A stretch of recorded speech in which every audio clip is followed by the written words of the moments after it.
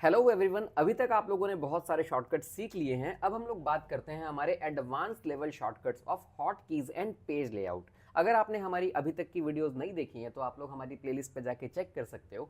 But आज हम लोग बात करने वाले हैं हमारे एडवांस्ड लेवल के shortcuts hot keys and page layout के बारे में।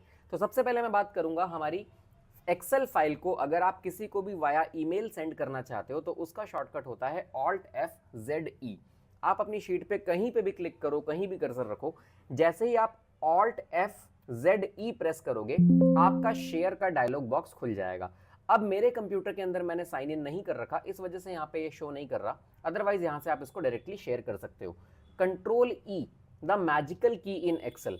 आप अपने डेटा में से इसको फ्लैश फिल के लिए यूज करा जाता है। अगर आप अपने डेटा में से कोई भी डेटा, कोई भी नाम, कोई भी चीज एक्सट्रैक्ट करना चाहते हो, जैसे यहाँ पे राहुल और कुमार अलग अलग लिखा हुआ है, अंकिता शर्मा लिखा हुआ है, मोहित वर्मा लिखा हुआ है, मैं इनको दो अलग अलग सेल्स में स्प्लिट करना चाहता हूं तो मैं एक या दो एंट्री कर दूंगा। जैसे मैंने अंकिता लिख दिया, राहुल लिख दिया, इसके बाद मुझे सिर्फ Ctrl+E प्रेस करना है और एक्सेल ऑटोमेटिकली मेरे डेटा को एक्सट्रैक्ट करेगा। इस फीचर को फ्लैश फिल बोला जाता है और Ctrl+E इसका शॉर्टकट है। अगर आपकी लिखी हुई कोई भी चीज आप लोग राइट साइड में ड्रैग करना चाहते हो, राइट साइड में कॉपी करना चाहते हो, सेम वैसे ही जैसे आपने Ctrl+D प्रेस करा था डाउन साइड ड्रैग करने के लिए, सेम इसी तरीके से अगर आप लोग Ctrl+R प्रेस करते हो तो आपका डेटा राइट साइड में कॉपी हो जाता है।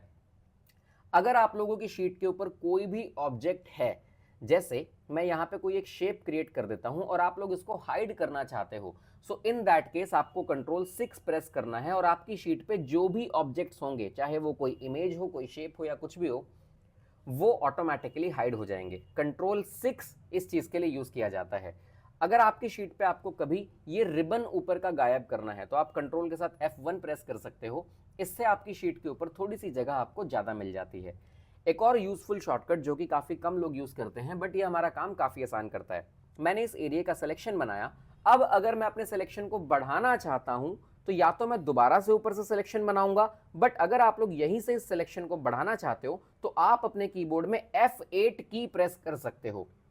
F8 की प्रेस करने से देखो यहाँ पे एक्सटेंड सिलेक्शन लिखा हुआ आया, यानी अब मैं जितने भी एरिया का सिलेक्शन बनाऊंगा मेरा सिलेक्शन ऑटोमेटिकली एक्सटेंड हो जाएगा। सेम इसी तरीके से अगर मैं अपने इस सिलेक्शन के अंदर कुछ और भी चीजें ऐड करना चाहता हूं और एरिया ऐड करना चाहता हूं जो कि पैरेलल नहीं है, सो इन दैट केस मेरे को शिफ्ट F8 प्रेस करना है। अब मैं और सिलेक्शन एरिया भी इस तरीके से इसके अंदर ऐड कर सकता हूं। एस्केप प्रेस करने से ये सारी चीजें अगेन हट जाती हैं, आपका ये ऐड टू सिलेक्शन और एक्सटेंड सिलेक्शन वाला ऑप्शन बंद हो जाता है। अगर आपके डेटा में से आपने कुछ भी हाइड कर रखा है, लाइक मैंने इसके ऊपर फिल्टर लगा रखा है, फिल्टर लगाने के बाद मैंने खाली चंडीगढ़ और चेन्नई का डेटा विजिबल करा, अगर आप इस विजिबल डेटा को कॉपी करना चाहते हो, सिर्फ विजिबल डेटा को, तो विजिबल डेटा को कॉपी करने के लिए आपको ऑल्ट के साथ सेमीकोलन प्रेस करना होता है।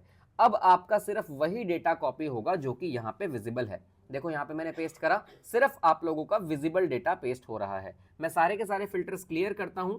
अब बात करता हूं मैं फॉर्मेटिंग के बारे में।